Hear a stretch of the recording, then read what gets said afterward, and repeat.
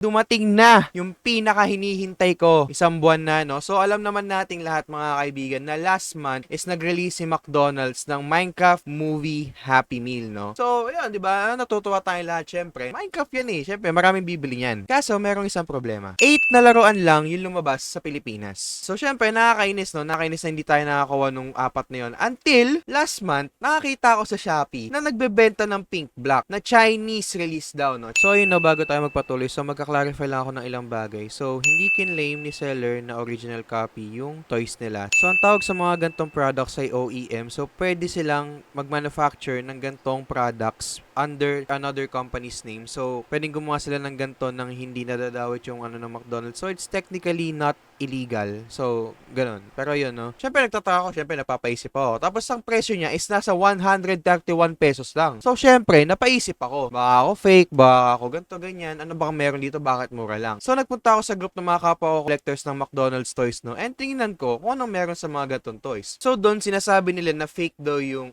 toy, na clone lang daw, galing sa mga Chinese manufacturers. So, ngayon, malalaman natin kung totoo ba yung mga claims niya, no? Hindi. Buksan lang natin tong parcel na to. Okay.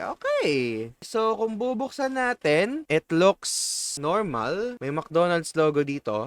Problema, kukompare natin siya dito sa ating original copy. So, binigay sa akin ito ng ninong ko galing Australia. So, this is the Australian release, no? So, makikita nyo. Ayan, yun siya. Kung titingnan natin, wala siyang Minecraft movie logo. So, that's a red flag. Okay, red flag agad yan. Tapos, wala siya nung scan to play tulad na nasa gilid. So, parang same lang siya, oh. Wala siyang masyadong pinagkaiba. So, bubuksan natin yung nasa loob. Titingnan natin kung same ng quality, diba? The stickers are here. It's the same stickers yata. And then, we're gonna open the item mismo. So, it looks the same. Looks the same. Oh, wait. Oh, no. Oh, no. So, kung titingnan nyo, napapansin nyo, wala yung Minecraft movie logo. Wala siya. Wala siyang Minecraft movie logo. And kung makikita nyo, iba rin yung texture. Ewan ko kung kita nyo. Ewan ko kung halata. Pero iba yung texture ng pink niya. So, mas makita yung quality ng Chinese copy, okay? Hindi ko siya pwedeng tawagin Chinese version kasi hindi ito yung nasa Chinese McDonald's, no? Ito yung nasa, I think, kinapila ng manufacturer para ibenta ng para sa sarili nila kasi alam nilang maraming bibili nito, ganito, ganyan. Pero yun. So, bubuksan natin ay, bubuksan.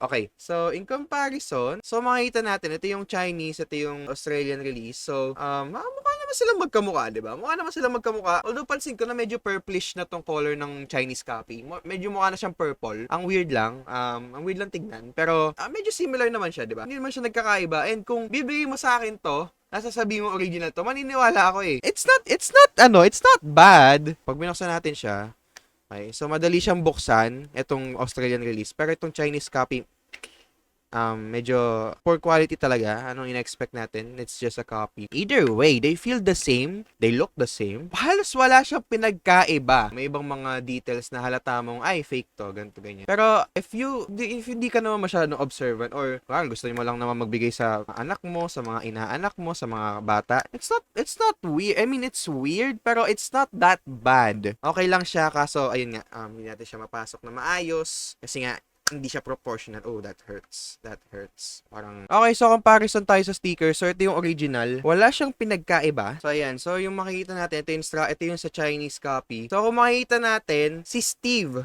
Okay, si Steve yun nandito. Pero dito sa may original, yung sheep yun nandyan, okay? As it should be. As it should be, okay? Pero dito si Steve lang.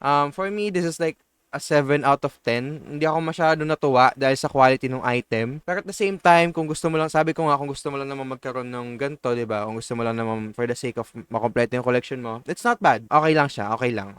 It's not for me, pero okay lang. Hindi naman sa pero alam niyo naman ako, maakte ako sa laruan ko and I want it original. Pero gusto ko lang talaga na-curious lang talaga ako kung ano yung magiging itsura niya. So, ayun. So, ayun guys, comment down below. So, kung nakakuha na rin ba kayo ng pink wool block, kung bumili din ba kayo ng Chinese copy, comment down below, mag-usap tayo dyan. So, no, it is what it is. Ganun talaga. Wala tayong magagawa dyan. So, ganun talaga pag Chinese copy. So, ayun. Ganun talaga. Hanggang sa muli. Peace yo.